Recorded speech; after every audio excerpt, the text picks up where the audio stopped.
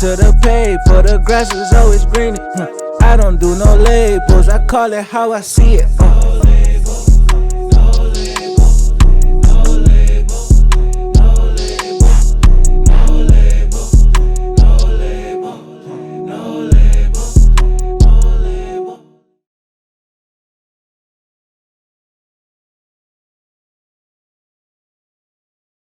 Yo, what's up, everybody? Welcome back to another episode of a No Label Convo. Here, my boy Nell. Yo. Shouts out to everybody on YouTube as normal, subscribing, liking, continue to share on Instagram, Facebook, Twitter. Just made a TikTok, like I said last time. So Follow us on No TikTok, Label the Pod man. on all that. Come on. Go ahead and get to the sponsor. Man, shout out to our sponsor. Shout out to Guap Coin. Guap Coin. Cryptocurrency for the culture. You know what I'm saying? Understand we living in interesting times, man. Financial systems is changing. We just got to get the education, and then when the time is right, you know where to go. Get your black-owned crypto. Today, we sitting here with a founder of a dope business, and I'm sure like our people will love it. And I know I met him just at music events and stuff, and it was just like great energy. Right. So I'm like, yo, like cool ass doing. Like when I knew once I had the platform rolling, I'm like, yeah, we got to sit down with bruh. Right. Man, what Yahoo Finance? One of the 65 people need to pay attention to in this field. You know what I'm saying? Black men you need to pay attention to. That's important, man. Big facts. Top 65 black men. Shout out to Yahoo. That's a fact. He's also you on the lead. He's on the board for the Buffalo Urban League. Yeah, I'm a founding board member of the Buffalo Urban League Young Professionals. Oh, wow. Yeah, we founded the Young Professionals chapter here in Buffalo, man. Shout out to them. Shout out to Stephanie Foreman, who is our founding president, man, and all the wonderful work they've gone on to do since we started that. Big facts, man. Man, we with Reggie from CANNAHOUSE, man. What's up, y'all? What's up, y'all players, man? I appreciate y'all having me, man. I'm excited about this one, man. We happy, bro. We happy to have you. How you living today, man? You living good? Yeah, I'm good, man. You know what I mean? I'm going with the ebbs and flows of entrepreneurship. You know what I'm saying? Yes, I live in, transparency, so I love to make sure that I'm talking to people in my reality today. So I appreciate you asking me how I'm feeling today. You know what I'm saying? Today I'm doing pretty good. You know what I'm saying? What's up, man. How y'all feeling, man? Feeling great, Straight. bro. Yeah. Good morning. Good, facts. We had a good conversation. We was in here just chopping it up. But we was outside smoking and all that stuff, just talking about just plants and like how weed is important in our culture. Word. And it's like it's important that we have representation in this new field. You know what I mean? The legalization. So how did CANNAHOUSE begin, and like how did you start? Like, look, let me get my foot in this game legally. Yeah, man. That's that's a crazy story, right? So essentially, I've been consuming since I was like 13, right? And so for a long time, I just was like everybody else. I learned how to get high. You know what I'm saying? Which is great. I don't blame anybody for smoking to get high. And as my adult life started to develop in my 30s, I really started to understand, like, yo, I'm having pains and I'm having aches. And I'm like, hey, tell me we can help. Like, why? How don't I know how to use this to help me? Like, I've been smoking. I had this relationship this whole time. And so that kind of like sparked my interest in thinking, like, what can I do to like just be healthy with the plant? And so once I started down that path, I started to really understand, like, oh, you know what I mean? I need to establish like this balance opposed to just getting high. Like, right? There's a level I can get to where I'm feeling good. And I can smoke past that, and now I'm kind of like really high, and I'm chilling, and I'm cooling, so I can kind of stop. So microdosing, like before that term probably was a thing, and I knew what it was like, oh, I can microdose weed, you know what I'm saying? And I hit it a little bit. I never even heard that used that much with weed. Like, I hear it like with like I first heard it with shrooms. Yeah. But that's I like that. That's a part of it now, because some people be just smoking backward after backward. Like, word. Which is cool too. I ain't knocking that. But overconsumption there's always an issue with overconsumption of anything. Yeah. And so, no, I'm sorry. I mean to cut you off, but I wanted to make sure I finished that point of, like, that was the origin of kind of like why like my interest went from like just a basic consumer to like an educated consumer. And then once I put that data with my experience, right, I had went through studied communications in college, and in high school, shout out to Johnson C. Smith University, shout out to Performing Arts here in Buffalo. Come on. You know what I'm saying? Arts Academy, you know what I'm saying? But yeah, those skills that I learned there really lend me to be like a chameleon of sorts in the corporate America. And so I landed a pretty good job in corporate America, just doing corporate sales, and I hated it. You know what I mean? I hated that I had got these skills and I learned how to do it, and these people were like pimping me. I couldn't get no real money out of that. I'm asking them to take a day off. It just got crazy. You know, I had a straw that broke the camel's back. I had like an incident where they like overpaid me. One mistake. You know what I'm saying? I'm going to quarterly meetings. They talking about like, oh man, you know, we hit a 1.2 billion this quarter. We got to do better. And I'm just like, this is 1.2 billion. Man. They overpaid me like $3,600 or something like that. You know, they did it in like October. They told me I had to pay them back by December.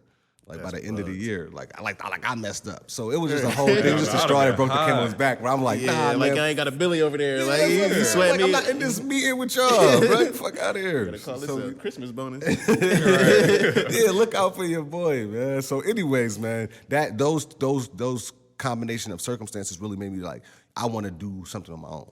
I'm tired of working. I need to be my own boss. You know what I'm saying? And it came from frustration, and then I was like trying these different things. I started doing like a clothing company with my friends, and that was cool. You know, shout out to Crew Tight and the family, you know what I'm saying? But, you know, I'm learning like, okay, it's too many hands in the pot here. All right, I can't do it this way. All right, so then I found this cool business, electronic waste management. If anybody's looking for a field to get into, that's a free jewel. Yo, it's a billion electronic waste management. So getting rid of like TVs and all all that. You can't throw them out on the curb. People got to really collect them. There's That's precious metals inside of those electronics, right? That people extract, and then they recycle and they do things with those things. So right, you can be a mechanism that just collects that and takes it to a place and just gets some money off of that. So that's a free hustle. Shout out to anybody who's trying to do something. It don't cost that much. Check into that. But I didn't have a passion for that. Yeah. So right now I have found like, okay, I kind of had a passion to mess with my crew, but I ain't like the business model that we had together. Then I found a business that was like, all right, this could be lucrative, but I don't got no passion for this.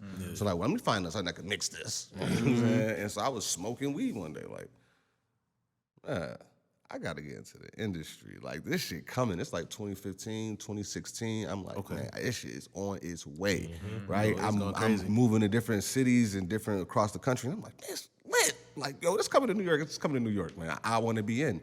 And so at first it was like, yo, all right, I know they're going to come in. And I was like really understanding like our purchase power. You know what I'm saying? I'm just like, yo, they're going to come in and pimp us. They're going to come in and pimp us. So like, you know what I mean? Like, how can I like help myself get money, but also be like a gatekeeper? Like when they start calling and being like, yo, we want to put a dispensary here, do this there. We need to have somebody in place that's going to be like, all right, but this is what we need back. That's a fact. We not buying nothing if you're not doing this for our community, right? And with that, because this industry is so brand new, we can have that kind of control without anybody even really giving us some pushback. Because they really need our input. They don't even know where to put the dispensary to make it a good play, right? So, you know, just understanding that kind of like in its infancy was like, all right, so what I'm gonna do? You know what I mean? My first thought was I'm doing delivery. I had a medical card, right? I knew a bunch of people that was like older, that was kind of getting into cannabis. I was trying to get them into medical cards. And then I was like, hey, you don't want to go get your stuff. I'm about to go to the dispensary. If I go get your stuff and I bring it to you, you pay me for it. That's a delivery service. I'm about to do that, right? And so I want to do it right, though. I want to be legal. I thought I could be legal. I walked into Crystal People Stokes' office. Shout out to Crystal People Stokes. That's the godmother. Shout out to Crystal People Stokes. She passed a lot of bills. That's the godmother. But yeah, man, she really allowed me to speak out my vision. And she was like, all right, I like what you're doing, but you understand the law. And I want to really do this the legal way. You know, I need to like start seeking out like advice. I know how to catch a vibe. I know how to like create this thing that I thought I wanted to do, but like I don't know the law. You know, I don't even know if this is legal. And so going to her was really important because she allowed me to again talk about my vision and allowed me to understand like, hey, the law doesn't permit you to do this thing right now. You need to find something that allows you to do that, or be prepared for when the law comes. And so then it made me understand, like, okay, what does the law say? So at this point in 2016, the law wasn't even passed. We were still just medical cannabis, right? There was no recreational opportunities. There was none of that. And so my goal to be a delivery service didn't work because I wasn't a licensed medical provider in that way. And so once I talked to her, she really gave me some game. So how did you know to go to her for that information? Though, So I had just seen in the community that she had championed this bill. She wrote the MRTA, which is eventually the bill that passed the Marijuana Regulation and Taxation Act. It passed in 2020. And that got the ball rolling for legal cannabis as we know it. And we're talking about kind of like what we're doing now. But in 2013, she started writing this bill trying to get it passed. And so I had heard her always being the one. And then she put on this clinic, Cannabis 101, to the community. And she was like, hey, I want to put everybody on alert that this is what bill we're trying to get passed and what we're trying to get to happen. You need to understand the MRTA, and we need you guys to help advocate. I didn't even know what that was. You know? So I'm like, all right, I mean, you know, what you need me to do? Repost it? But it was really like getting out there and, you know, finding what your cause was and fighting for that. And a lot of what I learned that I wanted was in the bill. You know, the MRTA is the most social equity-driven piece of legislation released in the United States ever. Word. Ever. Mike, Especially in cannabis, right? I mean, specifically in cannabis. But yeah, I can't think of anything that is intentional about having social equity, you know, be at the forefront. And so with that, it really allowed me to go, okay, I can't do that. I can't do delivery like I want to do legally, right? But on truth, I quit my jobs. So I had quit at this time. So I originally, before I started this, I'm like, all right, I did all the research I could from the sideline. I need to get in the game. So I'm like, I'm going in head first, start writing on my business plan, and then I realized like, oh man, I did all this work for nothing. Oh my God. And then now I'm like, all right, I got this little bit of savings. Shout out to my dad, rest in peace, Pops, man. He gave me my first little loan, $5,000. I quit my job, cleared out my little 401k. So I was living off that. Shout out to my fiance, who was my girlfriend at the time, who was really just mad supportive, you know what I'm saying? That's trust. That's you know what I mean? Move like that. And so. What do you mean you did all this work for nothing? What are you referring to? So essentially, I was like writing a plan and a business model for a delivery service, right? Okay, and I learned that wasn't a legal model at the time. And legislation wouldn't be passed for a while, so it'd be a minute before I'd be able to execute that. Right. And so I started to understand the gray area. I'm glad you asked me and brought me back to that, because that's really what sparked where I am now, right? So it was like, okay, what am I gonna do? Shit, I know how to throw a little party. You know what I'm saying? I know how to catch a vibe. You know what I'm saying? My mom will do shit like that. And like, all right, so, oh man, I'm actually skipping ahead. So when I got my medical card, I got a situation where I got a doctor who was really cool with me. You know what I'm saying? And we wound up having like, I started certification. Like I would bring him to a location and I would bring people around and they would get certified through him, right? He'd do the face-to-face interview and talk to them. They get certified, get their card, right? And in that midst, I was like creating a vibe, because you had to be there like 2-3 hours. You got to talk to all these people one at a time. Yeah, so you might 13th in line. So I started putting out a little bud, you know what I'm saying? Music playing, little snacks. And everybody like, this fire. When the next time you having a little joint? I'm like, shit. Whatever y'all want. Give me your email, and I'm gonna email y'all. That's kind of like how it started. Like, I mean, your email, and I mean, maybe a group chat. I'll put y'all all in. I don't want to be in a group chat. Just email me. I'm like, all right, cool. So that kind of like, all right, how can I get people together like this in secret and like privacy? And so it was like, all right, private events. You know, I can catch a vibe, and that's kind of like the spark of CANNAHOUSE. Like, okay, while this still isn't legal 100%, right? This is as legal as I can get, and it's in my lane. I ain't gotta really be something I'm not. I've been consuming. I know how to create a vibe for a consumer. Shit, I know what we like. We like snacks. We like good music. We like shorties around. Yeah, we like, you know what I mean? Let's create that and then put a ticket on it, and you know what I mean? Figure out how we can be fluid from there. And so, yeah, man, that's kind of like what sparked everything. We can get into so much more, man, but that was like the journey to like, all right, a formulated idea of going from a delivery service to like, okay, we're gonna do private events. We're gonna do private events. Yeah, man. That was like, you mentioned it again, the word consume, using that word instead of smoking, and like how little words like that nuance is what will make change something from legal to illegal. Yeah. And it's just like, did you learn that from just like over time, or was it a class you took or something like that? Yeah, man. So I actually, along the journey, went to Cannabis Training University. You know what I mean, shout out to CTU. It's an online platform. A lot of folks that I know that really got into it around the time that I did, which, you know, was kind of like early. We all had to find some kind of like fundamental understanding to take our information from like street understanding to like real science. Shout out to Deshita Dawson, the weed head. Actually, shout out to my dog. She got, man, it's like my big sister. She's my mentor. She's got this job in New York City, man, as like the cannabis czar in NYC. So big shout out to Deshita. You know what I'm saying? Black women. You know what I'm saying? Black women are the North Star in cannabis. That's my thing. I really say that I judge you by the black women that you are or are not connected to in this space, because you cannot have the perspective that you need if you don't got a black woman around.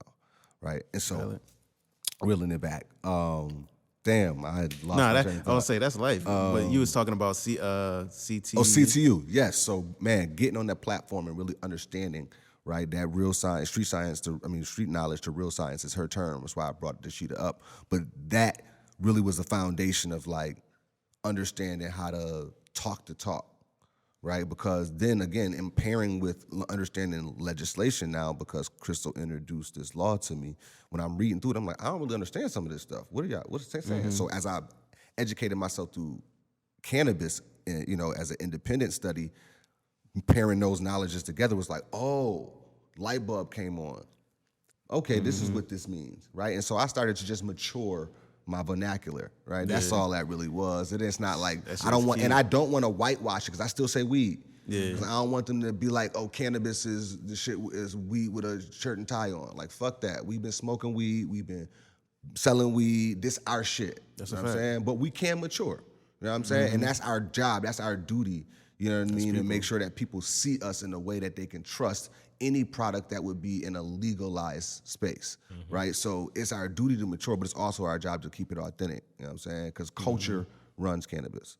You know That's a fact. That's a super fact. You think about how much weed culture shifted since when Snoop came out, when you got certain movies.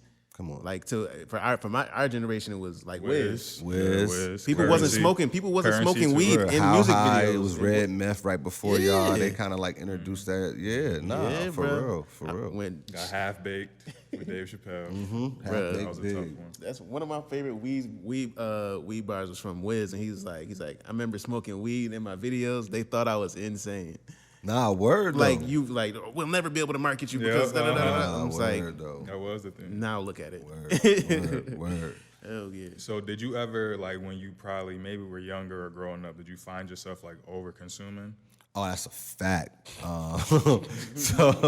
So as I've learned now as an adult, like what like consumption is designed to do, as I kind of mentioned earlier, like, you know, I think consuming to find your balance should be primary, right? And if I look at it in that context, I was smoking way past my balance, you know what I'm saying? Because again, weed's designed to be a homeostasis, right? It's supposed to give you up. That's why it's considered sativas and indicas, right? Because one's an upper, one's a downer. So like if you need one of those things, you use the one to balance you out to the other one. So you're just looking for balance, essentially, which is life in general, right? But with that plant and bringing it into your system, you want to try to create healthy balances of consumption. And yeah, I think in our culture, in the black community, we just are introduced to the plant in that way, to overconsume, right? Like, and it's no offense to like Red Meth and Wiz, you know what I mean? I'm smoking out the pound, like, what? Why? You know how much weed? Like, because when you smoking out of a pound, because as a guy who now kind of smokes out of a pound, right? I don't even consider how much weed I'm really taking in, like, right? There's, you know what I'm saying? My friends tell me all the time, like, bro, that's like gotta be like 3 grams in that blunt. I'm just like, I don't really know. I ain't waiting. You know what I'm saying? Like, so like, but that also is, you know, I think some uncharted territory when you talk about over consuming. And what, like, because now what I'm consuming, if I consumed this when I was 13, yeah, absolutely, it's over consuming. But as a 37-year-old man, I think I got a pretty healthy relationship with cannabis. You know what I mean? I don't really go to it when I'm super stressed because I don't want to be ultra dependent on it that way. But I know it's a part of my normal lifestyle, and I don't mind incorporating it in my everyday to make sure that my all day is balanced. You know what I'm saying? And so understanding that, I think, and that's what I'm saying, like trying to find a healthy relationship is really more than like a better way to put, is it over consuming or you know, or not. It's like, yo, are you healthy? Because do you need to smoke 2 blunts a day, and then tomorrow you only smoking a half a blunt, a gummy, and then you did a little vape at night. You know what I'm saying? We say it all the time. Find your diet. You gotta find your cannabis diet. You know, and that's what I think helped me get past like that, just like singular thought of when I want to consume, roll up. All right? I could take a drink of some infused beverage. Shout out to Dirty Lemonade. You know what I'm saying? Shameless plug. But nah, like, yeah, man, once I learned like there's multiple ways to consume, then I'm like, okay, just find a healthy relationship with this thing. You know what I'm saying? So at your CANNAHOUSE events, like what, I know you got your drinks, you got your herbs, you got your buds. Word. What else? What other options do y'all provide at y'all? Yeah, so usually with access to an event of ours is all inclusive. Pay a ticket price. It provides you with like usually flour of choice. Sometimes it's pre-roll, sometimes it's loose flour, and then we just provide you guys with roll-up materials and options. Yeah, like you said, we usually give you option to like our beverages, and then we do infused food. Shout out to Chef Rich, big bro. You know what I mean? He's the flavor at CANNAHOUSE. Shout out to Highly Flavored, his company as a caterer. But yeah, man, we usually provide these things as a part of the vibe. And it's always activity-based. So we're always cooking with cannabis, murder mystery, puff and paint, right? So it's designed to kind of give you something with your ticket already. If I was just going to this just to do the activity, it would be cool. Then they're going to give me some weed, then they're going to give me some drink, then they're going to give me some food, you know? And so just, again, creating a vibe for somebody who wanted to consume, I was like, yeah, I think that'd be dope for us. So yeah. That's what caught my eye with y'all. I saw CANNAHOUSE. It was like, y'all had the full like meal. Like you got the chicken, rice, and everything, and it's like, it's infused. I'm like, yo, that's fire. I don't smoke weed. Like I probably stopped smoking weed maybe 2014. Yeah. But it's just like, I always like You enjoyed. said stop when you was 14? 2014. Oh, okay. I'm about to say, that's a lie, bro. I'm about to call him out. No, 2014. But it's just like I always appreciated the culture around it and the people who smoke. So it was just like, it's dope to see it evolve into like how it's going in now, and it's providing like financial stability for our people, which it has been doing for now, but we can do it legally. Type shit. Nah, it's so important. Yeah. So important. How do you feel about the I think Biden just was talking about passing the bill, but like I think he was trying to like retroactively releasing non-violent drug offenses and stuff like that. Yeah, so it was essentially just, it's a great gesture, and it's a good start. So I mean, I applaud him there. You know what I'm saying? I heard it was like something in the fine print. Yeah, I mean, the thing is, one is federal weed charges, right? So how many people in the feds? For weed and just weed, yeah, right? So you got to have nothing else connected to the crime. Like it's just, it's fine print. It's fine print, and I think, to me, what it is void of is it shines a light on the bigger picture, which is I think they're void of perspective. When they're making up these things and coming up with these ideas, they're not talking to us. That's a fact. They're not talking to the people that got affected. Then we would tell you how you can retroactively help us and fix it, right? Because we would tell you there's a hole in that theory, bro, because my cousin and them ain't gonna get out with that. That's a fact. You know what I'm saying? And they the ones who you trying to help. Or let me explain to you how we can, is there a process that you can, anyways, there's a way around doing what you did, releasing that and not talking to anybody of any consequence. Now, do you think they just don't care enough to do that, or they're just like unaware that they need that perspective? Oh man, that's a heavy question there. That's a heavy opinion based. question. It is. But that's a good question. I think America's America. And so black people being important in America has never really been a thing. So something that's been most affected by the people that have been most affected by that, you know what I'm saying? I don't are black, and I don't think they are now the priority either. And so I just think it's just a routine response to problems in black America is to think you know the answers and come tell us how we gonna fix it for you instead of coming and talk to us. Throw a Band-Aid over something that needs some stitches. You know what I mean? Need medical attention. Yeah. Man. We see you dying over there. Take this gall. Right? Call me in a week. But yeah, man, and that's one thing. Like I want to see our people be able to benefit off the things that we consume on a consistent basis. Yes. Like regardless if it's weed, drinks, whatever. And we know in order to sell things in America, you got to have a license. Mm-hmm. Can you speak on like the licensing process, how much it costs to get a THC distribution license, or marijuana license? Yeah. So first, you made a good point. I want to double down on. This is our opportunity for liberation. 100%. This generation. I don't think in our existence again we'll have an opportunity like this that can financially liberate our community. Right, can literally change our social economic status in the next 20 years by being effectively integrated into this industry as more than consumers on so many different levels, right? So many different levels, ancillary opportunities, plant touching opportunities. There's just so many different ways that we could do that. With that being said, absolutely right. You cannot do that in this country when it goes legal without a license. And so in New York State, those things are still being developed. So the law's been passed. Regulation is the next step once a law is passed, and that's the process we're in New York State, as things are being regulated. So they've regulated out kind of what they've figured is the supply chain. Okay. Right? So you can't do anything without plants, right? So the first people that can get licenses were growers. Gotta let them grow the weed. The next people were processors. You know, everybody that grow weed, all that weed isn't gonna be weed that you can sell in a store and smoke. So you gotta process it into other stuff, right? Whether that's distillate, and then people use that for gummies, or if it's tinctures, or there's a resin, there's a bunch of oils, stuff. Butters, all that type right? Of so you can process it into other things. So that was the next license that got approved, and now they've just introduced this program called CARD. I don't want to get into too much detail, but those are the first 150 licenses that are being rolled out for retailers, right? So now you can grow the plant, we can process the plant, somebody can sell the weed. That's essentially what they were trying to do. Those first two, growers and processors, were grandfathered in from the hemp world. So if you were a CBD store, previously retailer, or a CBD provider, most likely you had to have a hemp license, whether that's a hemp retail license, a hemp grow license, a hemp processor license.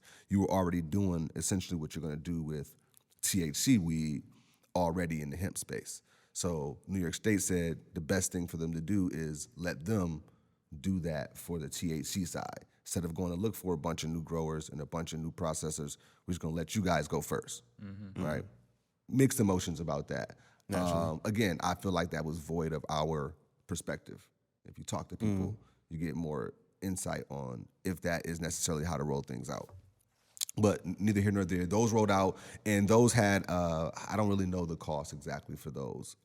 But I will say in New York State, we're kind of decent with licensing costs, what it looks like, and with the potential things that have been talked about and tossed around. I've heard crazy numbers. I've heard like you got to pay $500,000. Yeah, those are like for those, when I was talking about before, I couldn't get in because the medical companies were in. They're called registered organizations. So those are the first people in New York State who ever could sell weed. They were in the medical world, but they can do that. And those licenses were astronomical, right? They were like insane. You had to have like, I think you had 10 million or, you had to be, it was like crazy. Yeah, I might be wrong, so excuse me, OCM, if I got that number wrong. I don't want them to be mad at me. But it was definitely one of those situations like black people were like, I can't get into that. Facts. And that's not gonna be the situation here. Okay. Right. And so I can't say that. No numbers have really been released as of yet.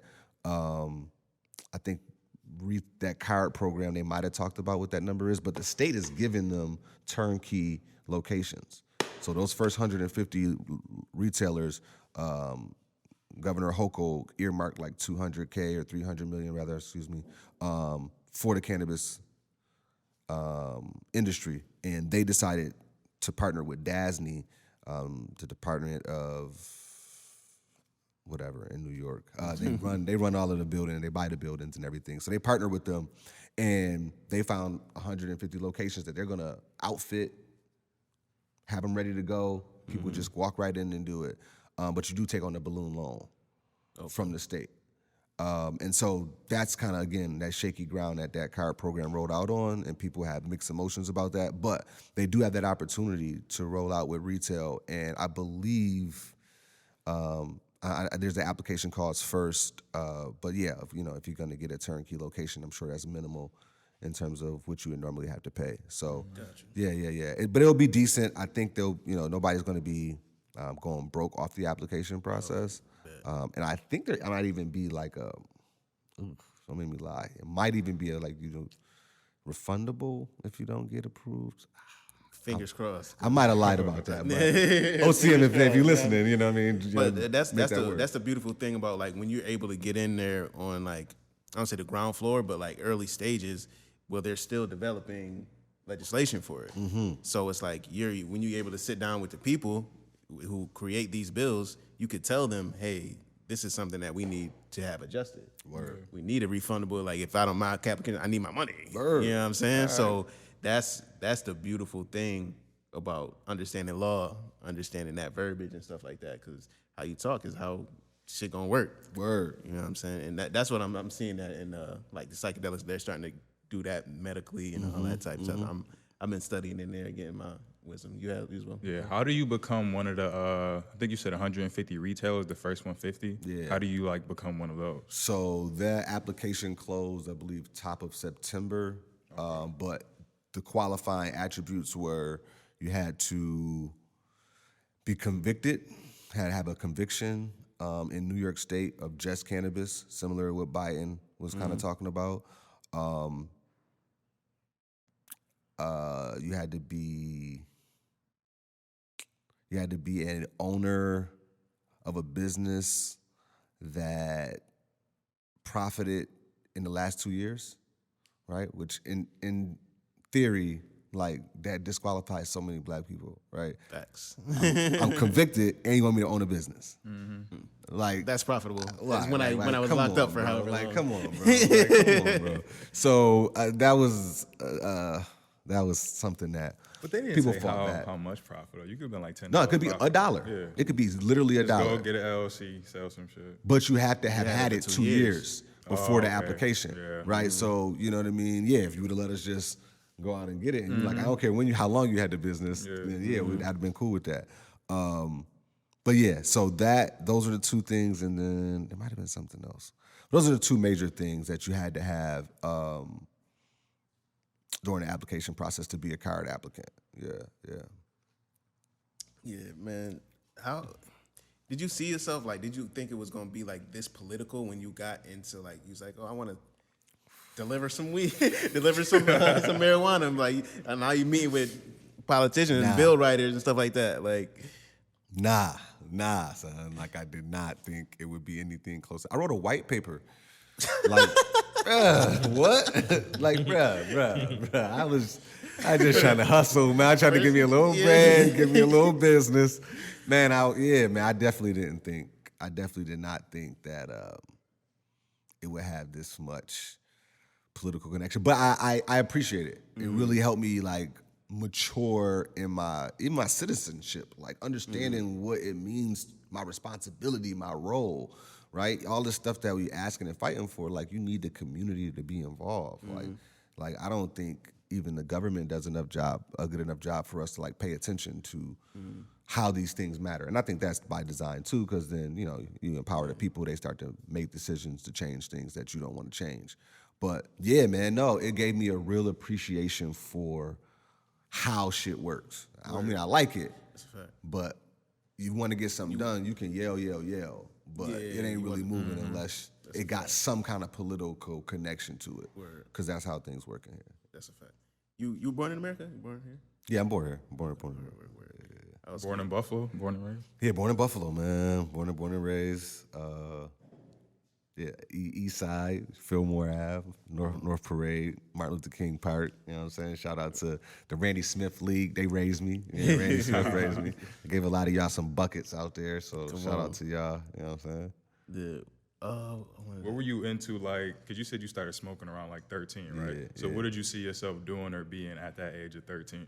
Oh man, it's crazy. I got asked that question by like a teacher, like, what do you want to be when you grow up? You know what I mean? I just want to be in in history books. Like, I want to be remembered. I want to be like, Reg, the shit was better because Reg was here. Like that's all I thought about. So I didn't really have a position or nothing like that. You know what I'm saying? Yeah, I didn't really see myself as. I definitely at that time I didn't see myself really as anything in particular. So I'm just gonna be on shit. You know what I'm saying? I'm gonna help. I'm gonna help whatever that look like. Yeah. Man, that's hard, bro. And it's just like, it's something that like, it's so simple, bro. Cause I'm like, I recently met the owner of Squire, the barbershop app. Yeah. As black people, it's a black man. Like I don't want to say he damn near worth a Billy. Damn. And he made an app that for something that black people do every single day. Like we go get our haircuts, we talk to the barbershop. Like he has an app where you can just schedule whatever you need. And it's just like when we have our people in these positions, like you could become a billionaire. Dog. Like, innovation leads the nation. And we got so many secrets hidden in our community, bro. You just gotta think how long we've been hoarding good ideas that never got off the ground because we've been employed or we've been too tired. We didn't had the kids. We never had a chance to execute that shit. Like, yo, I say it all the time. If you pair, I love cannabis because like I said, I paired that data, that new data input into my life with all my experience, that sales experience, that communication experience, all of that ability. Then I took this I was like, oh, I can make something with this shit. I didn't know what it was, I didn't know what it'd be, but I'm like, oh, this is something. And I'm now I can identify that for other people too. I like doing that and like pair your skills because it's so much stuff that you could do that even uses your transferable skills that you already have. You don't even gotta recreate yourself. Like, you know what I mean? If you're an electrician, you can be a cannabis electrician. You can come over here and set up all the grow houses. You can just be fire with that shit. Like, it's so much shit you could do over in this industry. And that's why, like you said, like, our genius in these positions really create, like, these groundbreaking and life-changing, applications in life. Super fact. No pun intended for the app, but yeah, you know what I'm saying? It made me think of the brother we lost in the Buffalo Massacre who had he was a security guard, but he had the engine that can run off water. Yeah, it's something. So you was related. That was my man's cousin. Man. So it's like we have the genius amongst us. Word. And it's just like once we able to capitalize and monetize it, Word. It's a complete game changer, man. It is, man. It is. And I'm telling you, this is why I'm so adamant about cannabis, because this is going to give us the foundation for our kids to have the freedom to think like that, right? Us having the financial ability in these next 10, 20 years to really change our affluent space isn't to be balling. I'm wrong, we can ball because that's our flavor too. I ain't tripping about us putting the gold on and doing that cool shit. I like that shit, right? But everything got to be healthy. Everything is a healthy balance. That's what I'm saying. So even getting money got to be healthy. And if we do that, then our kids now have the opportunity to not have to grow up under survival mode, and they get the opportunity to be free, free to think and then create. And then they can create and go be an entrepreneur at 15, 14, because they ain't worried about watching a kid or going after school or playing football because y'all told them to because you can't watch them because y'all ain't got nobody. You know what I'm saying? Like they get an opportunity to really be free and follow the path, hopefully, of entrepreneurs that came and got birthed from this industry. So yeah, man, I'm heavy on that. Facts. And being able to benefit off of your family's legacy and what they've been doing. Like I was watching the Kanye joint and he was talking about, it's like, there's no reason why Stevie Wonder's son should have a job. There's no reason why these, like, our great names and celebrities shouldn't be able to fund their entire families and offshoots of other families. Yes. It's like, man. What do you say the biggest, because you said you were in sales, you were in corporate America working a job. What do you say like the biggest differences for you, or like what you appreciate more, like being like an entrepreneur and business owner versus having to work for somebody else? Oh shit, I don't exchange my time.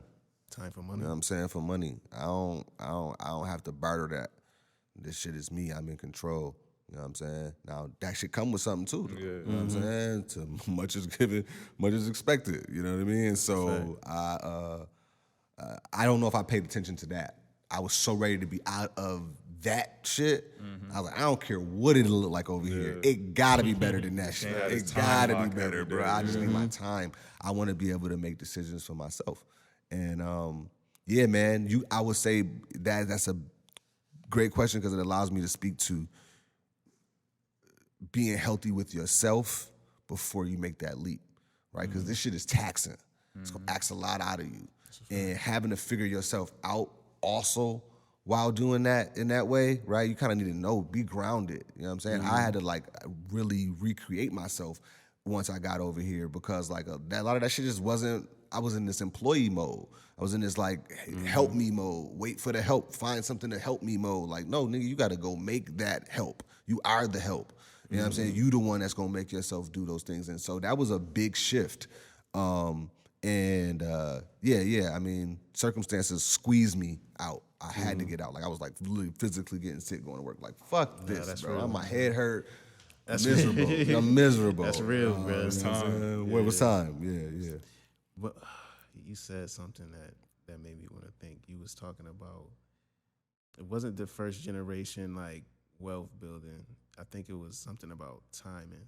I know something that you said was like once they get out of survival mode, not wanting your kids to grow up in that survival mode, so then you can just creatively like be free and be yourself all the time. Because that's something that Nipsey would talk about a lot too. Was like once he got out of like being a Crenshaw all the time, out of survival mode, that's when he was coming up with a lot of like his ideas, like the Smart Store, clothing brand, all that type of stuff. Word. Nah, it's imperative. It's imperative, and I'm appreciative that I can be kind of like a first through the door type person because, you know, it's always been in me to like share those experiences. Like, you know what I mean? And like I want to give that game out so that people can be open to even be thinking about doing that when they have the time. Because a lot of time we get the time and we just use it for leisure.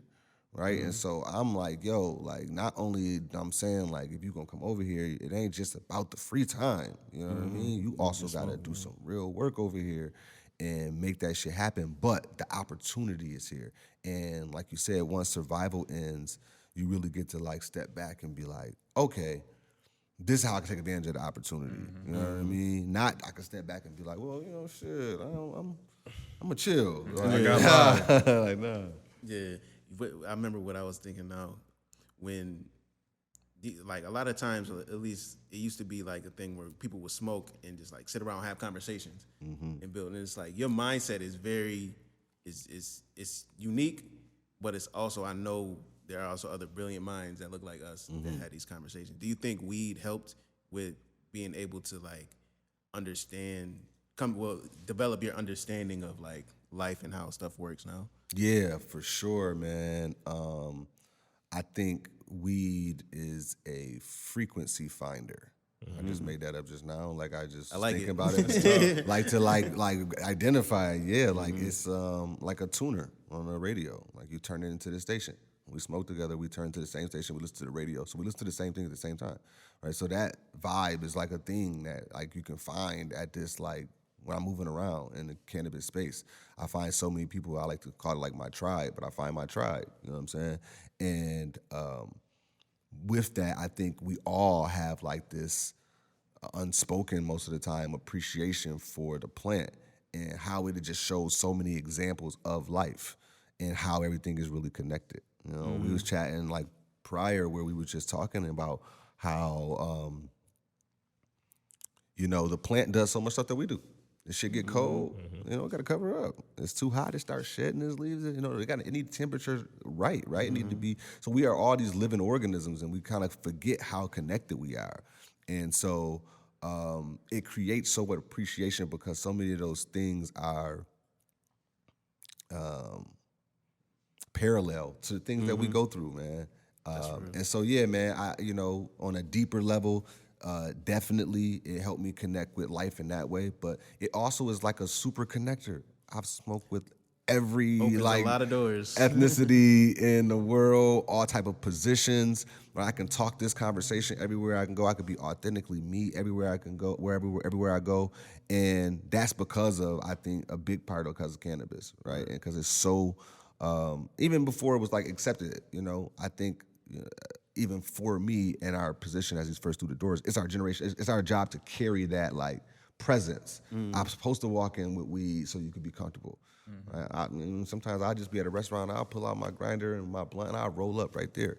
That's a different kind of freedom, man. I need y'all to know, though. I need y'all to know, like, y'all can bump into me. Y'all can, you know what I'm saying? I don't want just online. Let's not online. You know what I'm saying? This shit could be real. You might walk past and weed be out. And, you know, and that's what legal cannabis is. And I don't want y'all to keep trying to, like, you know, I want the world to try to whitewash what it looks like and take away the culture. I say it all the time. Culture runs cannabis, and we are cultural millionaires and billionaires. Facts. You know what I'm saying? I'm in this world, bro. Yeah, all of this drip, whatever you want to call it, this means more than the Armani suit and the Rollie. Real talk. Right now, you know what I'm saying? Like, this is real capital. Yo, we never been taught how to leverage that, though. Like, nobody told you how to, like, make that into something. You know what I'm saying? No, ain't nothing on the ticker to be like, oh, culture is up $6 today. Like, you know what I'm saying? They don't got that. That shit make me think of, like, that's what Hollywood is. They selling culture. They are. It's literally a production of ideas of what a lifestyle is like. 100%, bro. And this is our opportunity to take it back, to own it. Like rap, Hollywood and music both allowed us to be on the check-getting side of that industry. All our culture, though. And all we do is get the check. Like, we should be cutting them checks. You know what I'm saying? And this industry, this industry is what really, I think, could usher that in, man. Because it's us. It's us. I used this example before, but think about it. If the plant was a person, that shit'd be black. Without a doubt. Feel me? Listen, it was beloved. It's beloved where it was from. You know what I'm saying? They loved it where it was starting at naturally, right? Loved it. It was beautiful. It was enjoying itself. Somebody snatched it, brought it somewhere they didn't want to be, right? They used it up, right? Act like they weren't fucking with it. You know what I'm saying? Then when they've realized, oh, we don't want it no more, they tried to discard it. But people still loved it secretly. You know what I'm saying? Couldn't get rid of it. Then when they realized they couldn't get rid of it, what'd they do? They legalized it. And am I talking about black people or am I talking about weed? You don't even know. You don't even know because it's the same journey. You know what I'm saying? And I think it's a divine connection with us in cannabis, bro. And that's why we really need to be doing this shit so that we can really capitalize on that. And reconnect with our tribes. Because you said, we was talking outside and it made me click because I was like, do we have any black-owned tobacco places? Like Fonto and stuff like that. Black people still roll Fonto, backwoods. That's us. That's a fact. And it's like, that's a Native American thing. Word. Like the peace pipe, like all that stuff. They were smoking tobacco. They're smoking weed. So it's like we reconnect with our land. We can reconnect with our people and reestablish our financial economy. Like that's necessary. 100%, bro. That sounds good. It sounds good. You gotta make it happen. It sounds good. Yes, sir. It's happening. It's happening though. It's happening though. Oh, shout out to Slapwoods. You asked me that earlier. I couldn't think of one of the brands. Shout out to Slapwoods. Jay Prince and them out of Houston. You know what I'm saying? That's a fire brand. And they doing their thing. They moving units. That's hard. What places would you say have the best weed in your travels? Good question. Damn. You can probably go top 3 if you want. All right, so I'm not one of them guys who's like, man, I ain't putting Cali in my. Cali is definitely in my top 3, and it's probably Cali just gives you so much variety. It's just so much you can go everywhere and get it from everywhere. I like to smoke my weed out the streets in Cali though. I mean, I do love the dispensary feel and shit because you can walk in and out and shit. But like, if you got connections in the street, Cali is definitely the best place to get weed, undeniably. Damn. Denver has some pretty good bud. I heard Denver was good. Denver has some pretty good bud. I've never been to Portland. I hear Portland should be in this list too, but I've never been out to Oregon. I mean, to Oregon. So, but I've gotten some bud from Oregon in New York. You know what I'm saying? That came through, but I've never actually been out there. And then third, I'm gonna have to say New York, bruh. Like, you know what I'm saying? It's gas in the town. Yo, it's gas. It's gas in New York, bro. Now, again, we are like not, I've met some dope growers. So I'm not even about to put that out there like we can't grow this shit. But a lot of it's imported too. You know what I'm saying? We bring a lot of bud in from a lot of other places. But we hustlers, so that's why it's always all over the place. And we're gonna find the best bud and we're gonna get it. So yeah, I would say those are my top 3. And New York is only 3 because I can't say that they produce all the weed. But if I say like just where I can find the best weed, I say New York. Like wherever I go in New York, I can find good weed. Always. What about your favorite strands? Yeah, I was gonna say favorite strand. My 100% like OG. I'm an OG nigga. Like I grew up like fucking with like OGs. But I love Sour Diesel. Like Sour Diesel is the mom of so many things though. You know what I mean? And Dower is like the OG mama. You know what I'm saying? So if I think about favorite strands, people ask me like gun in my head, you only can smoke this for the rest of your life. I'm smoking sour. I'm smoking sour. Backwoods or papers? All backwoods. Smack. Don't disrespect backwoods and put papers in that conversation. Yo, I hate backwoods, bro. He had the perfect roll backwood outside. Thank you, beloved. Thank you, man. You know what I'm Do you saying? fuck with like the hemp wraps or anything like that? Nah, I can't get with it. straight I can't get with backwoods? it. I really like leaves. So I fuck with a Fonso. You know what I mean? I grew up on Dutchess, but that's just disgusting now. But yeah, I like leaves. So you know what I mean? If I can do that backwood is the most. It's the easiest. It's the easiest to deal with. Fonso just it's inconsistent sometimes. You gotta keep it fresh. Fonso. I just can't do backwoods. Indica or sativa? You gotta let me roll up one with you, man. We're gonna roll up one time. We're gonna roll up one time. Indica or sativa? I'm a hybrid guy. Okay. I'm a balanced guy. So again, it's 50-50. Give me the best of both worlds. I like and, not or.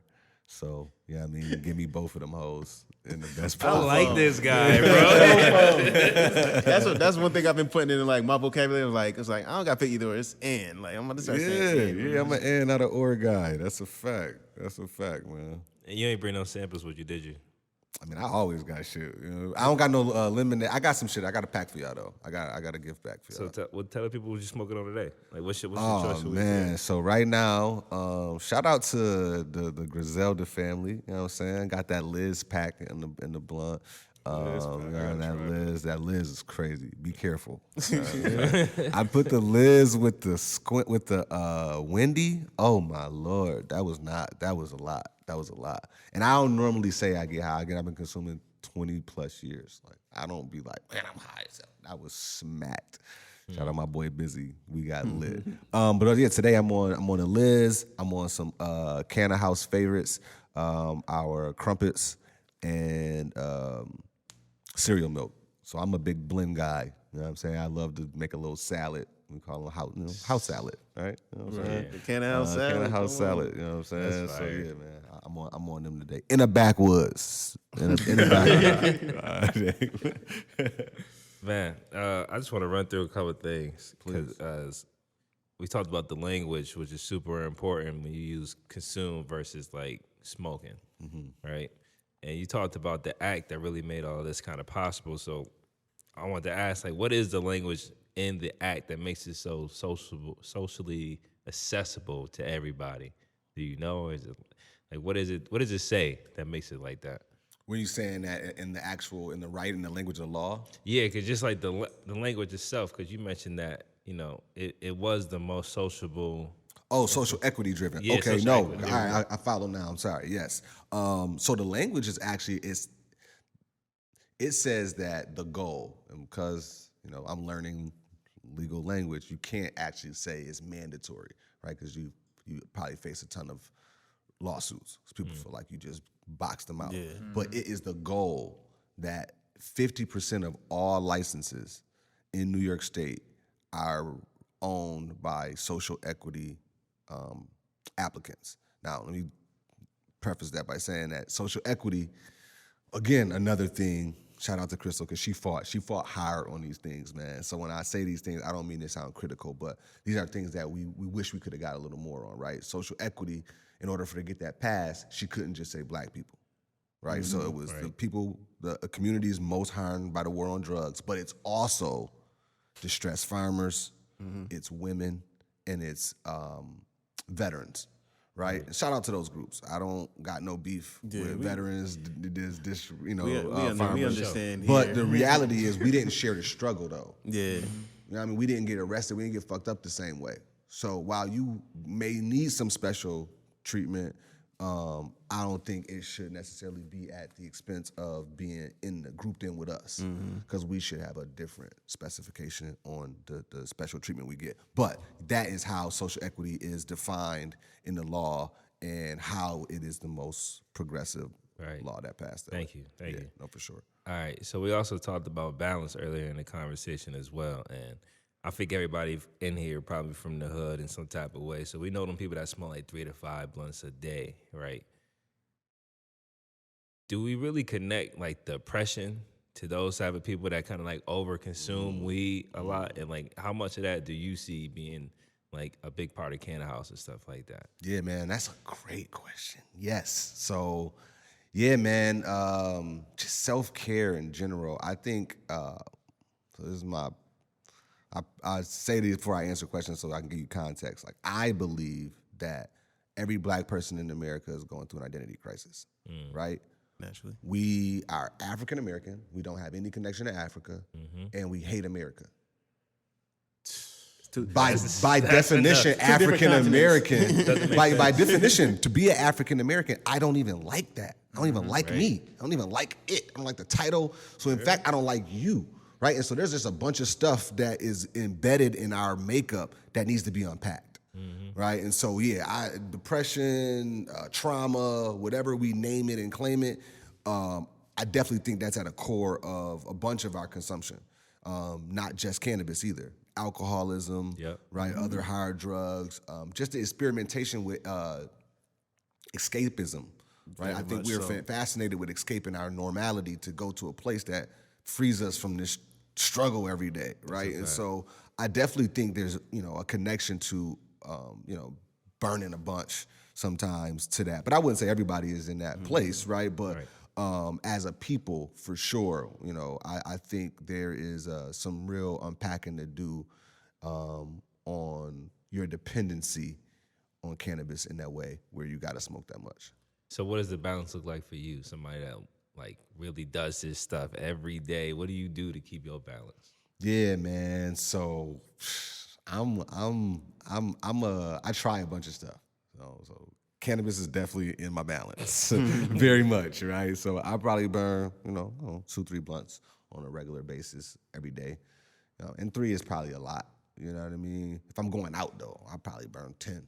We on the scene, we outside. You know what I'm saying? I'm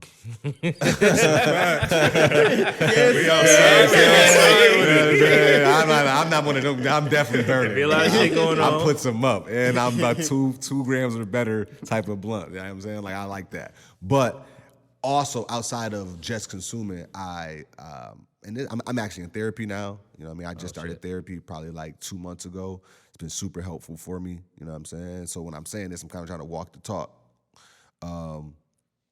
I do yoga, you know what I'm saying? I'm a yoga guy. I'm not big on it, but I can officially say I do it.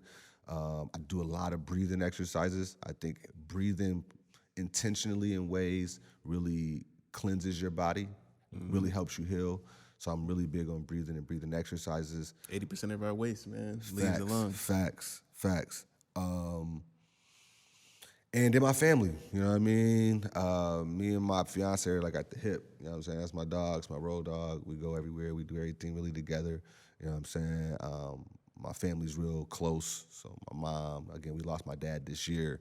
So our bond is getting tighter and just kind of finding ways to be closer to each other fills my time and helps fulfill me. So yeah, man, that's kind of my balance, man. So last 2 questions about CANNAHOUSE. I don't know if you can answer this or not, but if you guys have employees, can you pay people through flower? Is that a way of compensation that y'all done been able to do? Yeah, so we don't have official employees yet. We haven't officially staffed up, but we have a volunteer pool, and the volunteering is free, right? I'm coming, I'm showing up, but you ain't got to give me nothing. But what I would give them is probably something cannabis based. Gifts and donations. Yeah, gifts and gifts. Yeah, give them love. gifts. But yeah, I can say that. I got a problem saying that. Absolutely, I'm gonna give my staff weed though. Like, you know what I'm saying? Right. When we really staff up, like that's, if you want to negotiate that into your compensation, that's a play at CANNAHOUSE. You can come with that idea. Future employees be like, yo, That's I so want fire. 70% in cash and then 30% me and Bud. Right. That's something we might be able to work out. I fuck with that. And the last question is actually about the Urban League, because I actually heard about them a few months ago from my business partner Ian. He went to, I think you guys had like a dinner or something like that. Okay, yeah. The gala. Yeah. What's the goal of that? And like, So- how did you get involved in that? Yeah, man. So the Urban League itself is a national organization, right? Yeah. And so they've been around for quite some time. Whitney Young and just some really great founders help bring a mission of just helping the Black community raise up, right? And so they focus on like housing and just socioeconomic issues, right? Child care, and they're really focused on the family, the Black family as a whole. And so what they didn't have is an infusion of youth. Urban League was just an old group, right? Shout out to all their work. Shout out to Brenda McDuffie. Oh my God, just the work they're doing, and she's the leadership that she allowed us to be. All of this presentation, a lot of that has formed under the tutelage of what I learned in the Urban League, not just the founders, but the group that got formed with us, right? We're just a group of peers that were like, yo, we're just trying to be professionals. You know what I mean? And I was an employee at the time, right? And that's a whole nother thing where I'm like, I don't think I fit in with this group. This group is just star-studded with entrepreneurs and people doing things. And I'm blessed to be a part of that group. But their mission is to really do those things on a young scale, to really infuse some youth into the overall national agenda of the uprising of the Black family. And so, you know, they do a wonderful job at supporting small Black businesses today here in Buffalo. They usually are there for almost everybody's openings, right? They have a couple scholarship programs that are offered through some students. There's some mentorship.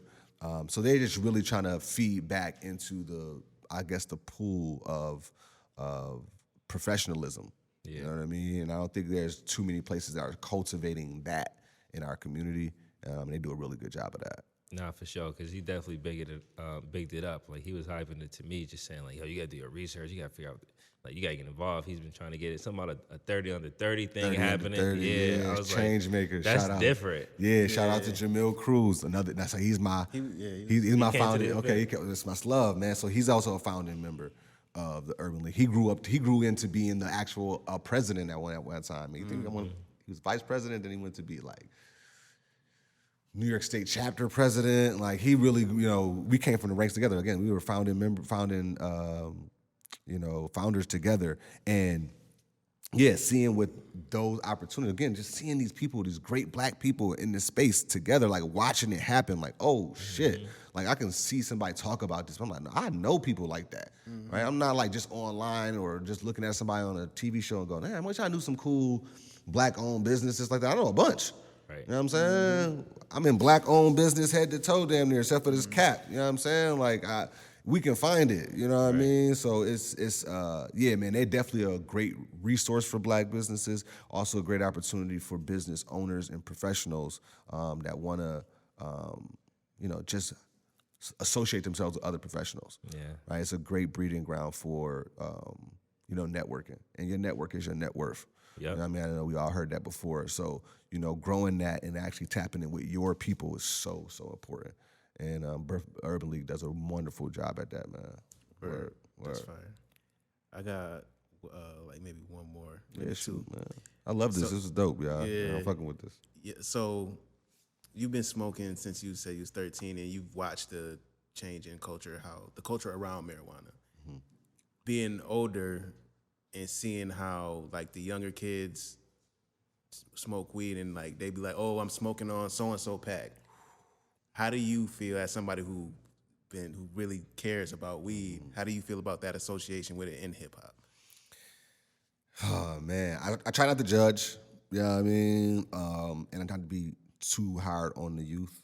You know, we gotta find a way to communicate things to them. I just don't. I mean, disrespecting the dead in any way is just trash. You know what I'm saying?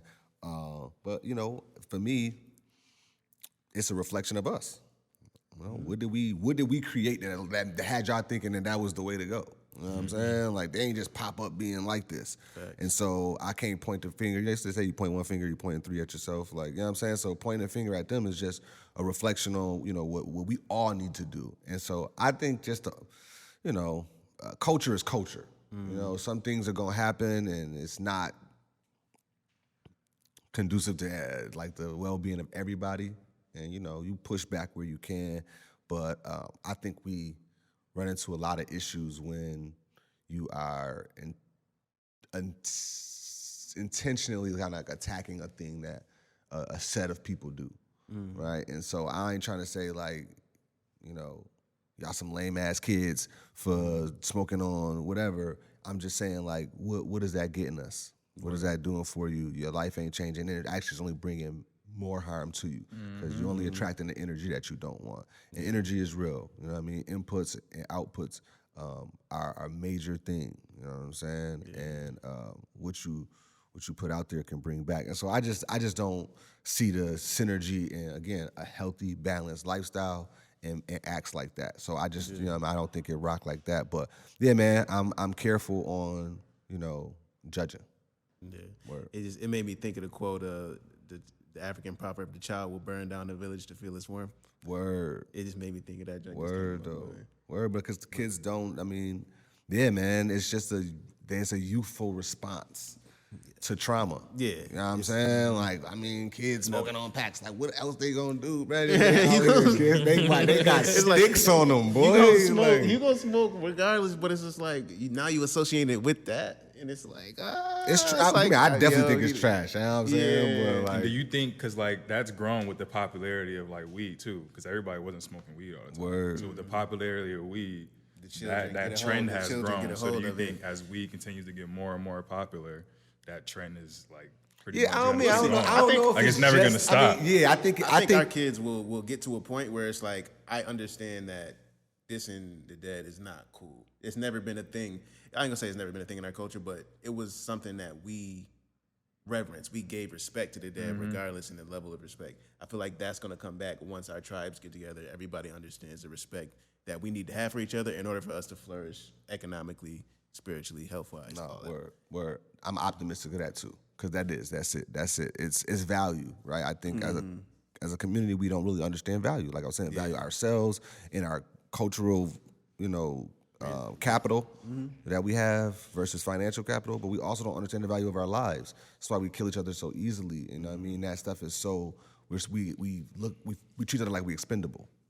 Oh, it ain't nothing if somebody just gone. You know what I mean? And I think that is at the heart of smoking somebody in the pack. You don't really value that person's life. Like back then when it was still on and it was out in the street, it was happening, like I still value this man's life. He still had kids. He still, you know what I mean, had a baby mama, you know what I'm saying? Like, and so some of that stuff has some morale and connection to it. But man, I think social media plays a huge role.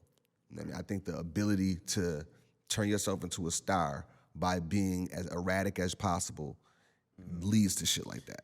And then some shit stick. And I think that was one of the trends that stuck in this world of like, be as shockingly as fucked up as possible. Yeah, just doing whatever. Do whatever to get exactly. It ties right into the value system, because it's like, and then on top of it, they'll do that and get rewarded through the algorithm of social media. Come on, man.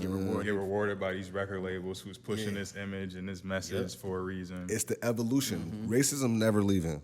It's evolving. It has evolved. It is going to continue to evolve, and it's only on us that only way we can combat it is to use some of these things against them. And I think, you know, using technology in the way that they've trained us to do, right? They just trained us to use technology the same way that we was using rap. And it is limiting and minimal at best on what we could do, right? Like I can talk to somebody across the world right now, face to face, going through FaceTime, right? And we just think about the stuff that we do. We just hop on the phone and we don't, you know, getting filters or whatever the case may be. Like, so I just think there's so much more, you know, we could do with tech. but they're training us to kind of like fall back into that trap yourself. You know what I mean? That's one thing why I always like advocate for like cryptocurrency literacy, because we see what's going on with our economics right now, inflation and all that. They're putting in legislation right now, changing the verbiage in order to transition from a physical dollar to digital.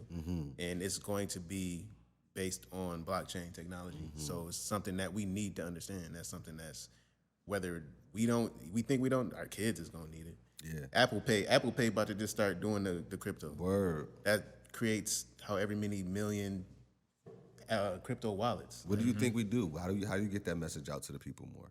Are we talking to the wrong crowds? Are we talking to the old people? We should talk to the young people. Like, I think it's across the board. I think you feed all of them, but you definitely feed the kids because they understand the concept of like crypto and digital money. They play 2K. They get V-Bucks. Kids play Roblox. They got the Robux.